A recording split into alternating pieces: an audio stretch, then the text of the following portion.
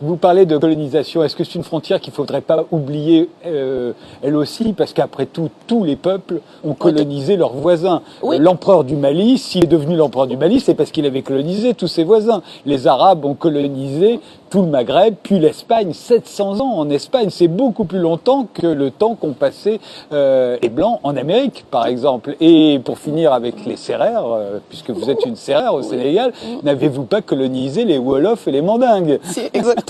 Donc, arrêtons de faire la différence entre les colonisateurs et les colonisés. On a tous été l'un et l'autre. À telle enseigne que ma propre langue grand-maternelle, c'est une langue qui mélange du sérère et du manding.